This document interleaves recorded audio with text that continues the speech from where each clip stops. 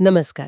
आज आपण काही नेहमीच्या संवादांमधून नात्यांमधले न बोललेले ताण कसे दिसतात हे जरा खोलवर जाऊन पाहणार आहोत.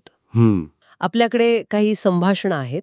विक्रम आणि त्याच्या पत्नीचं, मग जीवा, नंदिनी, काव्या, पार्थ आणि रम्या व तिच्या सासूबाई. म्हणजे अगदी सकाळच्या नाश्त्यापासून ते ऑफिसच्या कामांपर्यंत. बरोबर.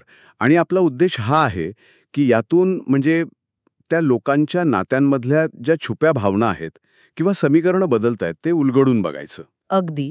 अनेकदा काय होतं ना, साध्या वाटणाऱ्या प्रसंगांमधूनच खरी गोष्ट समोर येते. सुरुवात नाश्त्यापासून करूया पा.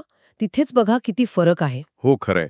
2 अगदी म्हणजे टोकाची चित्र आहेत तिथे. एका बाजूला विक्रम आहे, बायकोसाठी काहीतरी खास बनवतोय आणि त्याचा काय दावा, तर म्हणे त्याच्या इतकी क्रिएटिव्हिटी आणि प्रेम करण्याची कला घरात दुसऱ्या कोणात नाहीच.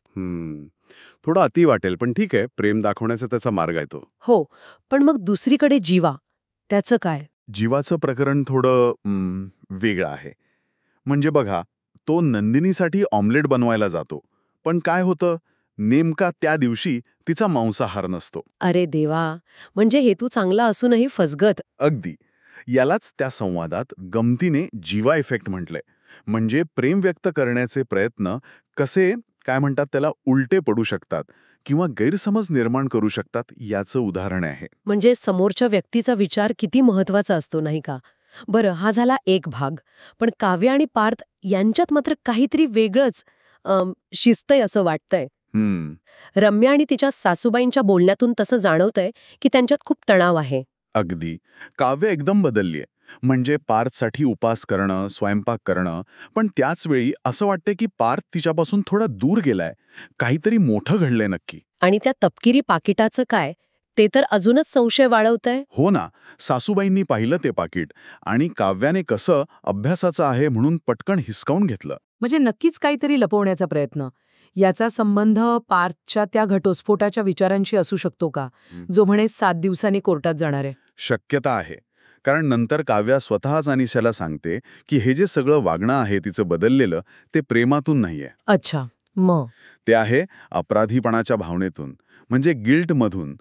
तिला आता कळलंय की पार्थने घटस्फोटाच्या कागदांवर सही केली आहे आणि तो खरंच चांगला माणूस आहे, म्हणून वेगळं होण्याआधी किमान चांगलं वागून ती काहीतरी भरपाई करण्याचा प्रयत्न करते असं दिसतंय. अरे बापरे, म्हणजे वरवरची काळजी आणि आतून अपराधी भावना.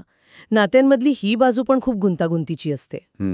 पण हे सगळं घरात चालू असताना जीवा आणि नंदिनीचं प्रकरण तर थेट रस्त्यावर येतं. बरोबर.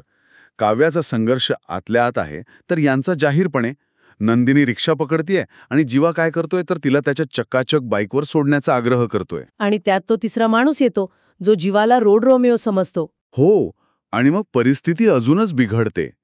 गंमत म्हणजे नंदिनी सुरुवातीला सांगत पण नाही की हा तिचा नवरा आहे. हो ना, पण मग प्रकरण वाढल्यावर तिला सांगावं लागतं.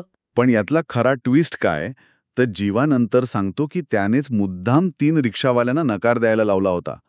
तू लांबून लक्ष ठेवून होता म्हणे. काय सांगताय? म्हणजे ही काळजी आहे की हक्क गाजवण्याचा प्रकार? इथेच तर खरी मेख आहे. यात काळजी आणि नियंत्रण यातली रेषा अगदी पुसट आहे.